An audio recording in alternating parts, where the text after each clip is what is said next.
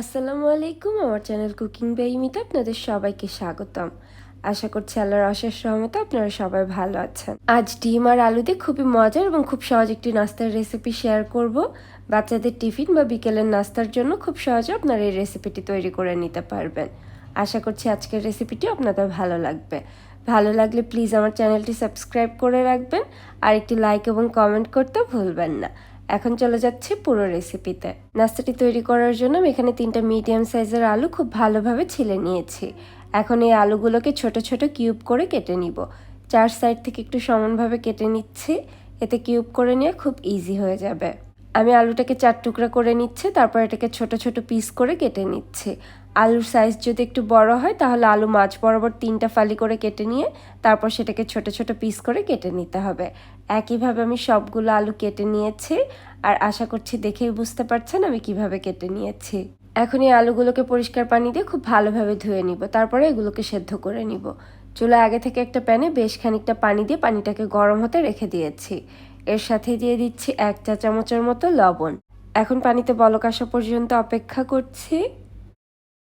এখন ধুয়ে রাখা আলুগুলো দিয়ে দিচ্ছি আর এই আলুগুলোকে 60 থেকে 70% মতো সেদ্ধ করে নিব। খুব বেশি সেদ্ধ করে নেওয়া যাবে না। আমি আলুগুলোকে 6 থেকে 7 মিনিটের মতো সেদ্ধ করে নিচ্ছি।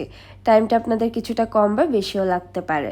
আমি আলুগুলোকে 7 মিনিটের মতো সেদ্ধ করে নিয়েছি। এগুলোকে খুব বেশি সেদ্ধ করে ফেলা যাবে না। এখন আলুগুলোকে উঠিয়ে নিচ্ছি আর উঠিয়ে নেওয়ার সাথে সাথে এগুলোকে ঠান্ডা পানির ভেতরে দিয়ে পুরোপুরি ঠান্ডা করে নিব।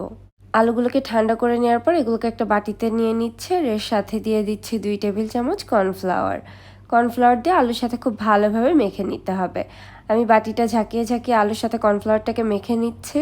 আপনারা চাইলে হাত দিয়েও মেখে নিতে পারেন। খেয়াল রাখতে হবে সবগুলো আলুর সাথে যেন কর্নফ্লাওয়ারটা খুব ভালোভাবে লেগে যায়। দেখে নিশ্চয়ই বুঝতে পারছেন সবগুলো আলুর সাথে কর্নফ্লাওয়ারটা খুব ভালোভাবে লেগে গিয়েছে। এখন এটাকে একটা সাইডে রেখে দিচ্ছি আর এখানে আমি নিয়ে নিয়েছি কিছুটা ব্রেড ক্রাম্বস। আর হাতের কাছে ব্রেড ক্রাম্বস না থাকলে পাউরুটির 2টা পিস নিয়ে সেগুলোকে ব্লেন্ডারে দিয়ে গুঁড়া করে নিলেই খুব সহজে ব্রেড ক্রাম্বস তৈরি হয়ে যাবে।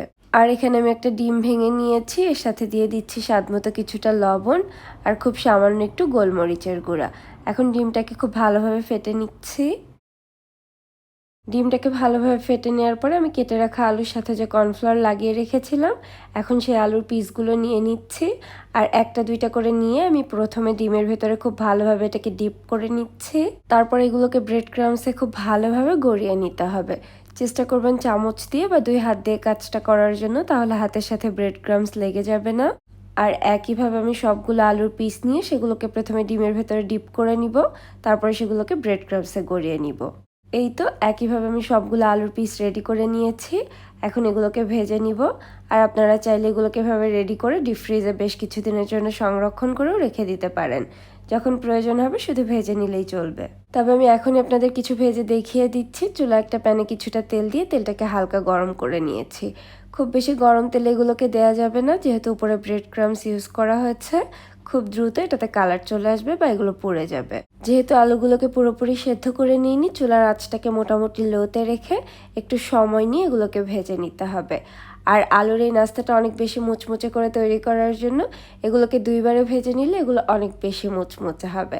আমি এগুলোকে 2বারে ভেজে নিব, তবে আপনারা চাইলে কিন্তু একবারে এগুলোকে একটু সময় নিয়ে গোল্ডেন ব্রাউন করে ভেজে নিতে পারেন। 2-3বার এগুলোকে উল্টে পাল্টে ভেজে নেওয়ার পর এগুলোতে হালকা একটা কালার চলে এসেছে। এখন তেল ঝরিয়ে এগুলোকে উঠিয়ে নিচ্ছি। এগুলোকে পরে আবারও ভেজে নিব। ওগুলোকে একটা সাইডে রেখে দিয়েছি আর বাকি যেগুলো রয়ে গিয়েছে সেগুলোকে আমি ভেজে নিচ্ছি একইভাবে। চুলার আঁচটাকে একদম লোতে রেখে এগুলোকেও 2-3বার উল্টে পাল্টে ভেজে নিয়েছি। এগুলোতেও হালকা একটা কালার চলে এসেছে। এখন এগুলোকেও তেল ঝরিয়ে উঠিয়ে নিচ্ছি। সবগুলো উঠিয়ে নেওয়ার পরে আমি আগে যেগুলো ভেজে রেখেছিলাম সেগুলোকে আমি আবারও তেলের ভেতরে দিয়ে দিচ্ছি। আর এবারও চুলার আঁচটাকে মোটামুটি লোতে রেখেই এগুলোকে গোল্ডেন ব্রাউন করে ভেজে নিতে হবে।